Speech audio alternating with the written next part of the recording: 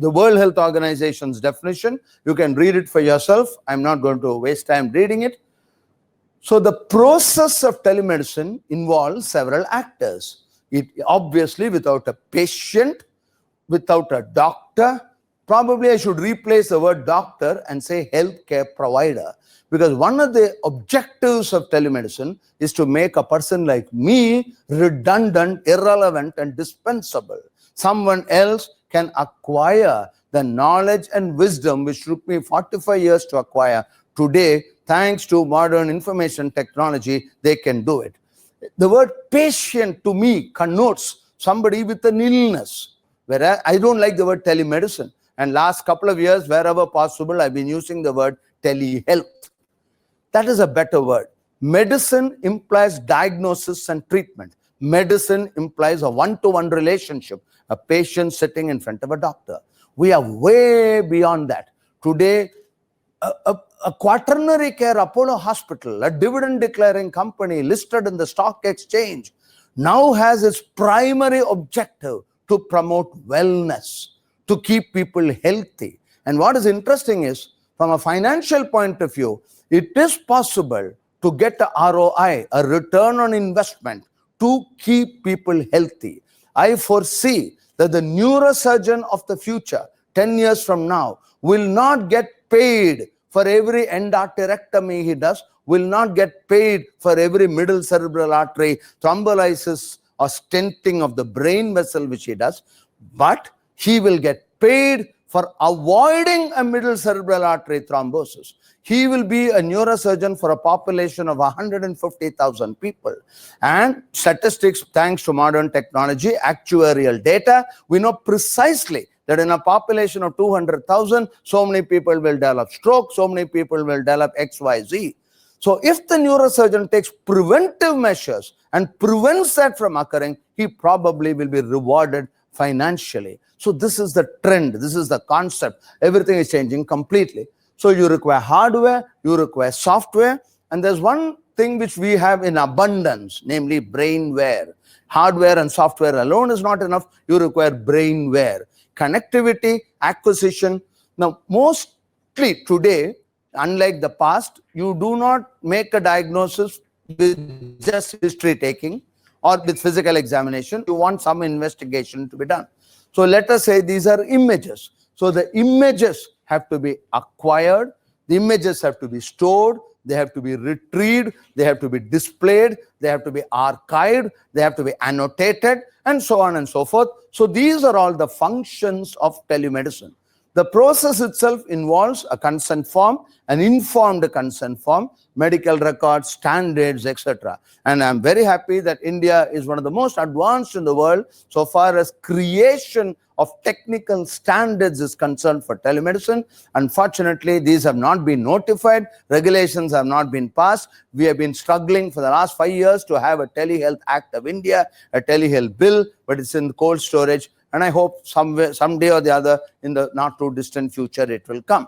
So now you can see this beautiful slide, a very complex slide, but this is the way in which every secondary or tertiary care hospital works. It is standards and regulations, interoperability, scalability, security, chat, phone, chatbot, robots. I mean, you people are probably more familiar with all this. Service access points. So where does a good old-fashioned clinician like me come in?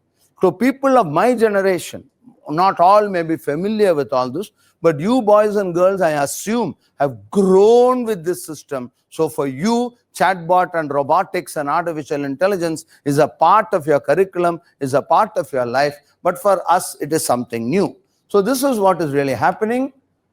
Now, the digital healthcare ecosystem. You have a command and control center, triage wellness, next generation drug database, HealthNet database and analytics, ERC. We talk of a PHR. We now use the prefix small letter M. From e-governance, it has now become M-governance. Everything has become mobile. Desktops have become obsolete. Laptops will slowly get phased away. Smartphones will become smarter and smarter. You will very soon be having a display on your desk or on your wall. And I foresee that in a few years, hopefully, the prices will come down. And in my house, with my smartphone, I just switch it on and I project a movie of this size. Obviously, I can't have a TV set of this size, but then I will be able to see entire channels, 250 channels. I'll be able to see this size, assuming I have a wall this big in my house. These are the things which are happening. We need to extend this to the field of healthcare. Now, again, medicine is a teamwork. No man is an island unto himself. Those days are gone where a doctor can manage by himself. What is team? Any of you know what is team? The letter team is an acronym, T-E-A-M. Most important thing, there is no I in team. So if telemedicine has succeeded today, it is not because of I, it is not because of an individual, it's because of team. Team means together, everyone achieves more. That is what is meant by the letters T-E-A-M. So this is how healthcare is. We require the government, we require insurance, we require diagnostic laboratories and so on. Wellness. I was a neurosurgeon. To me with a brain tumor, I cannot only treat the brain tumor.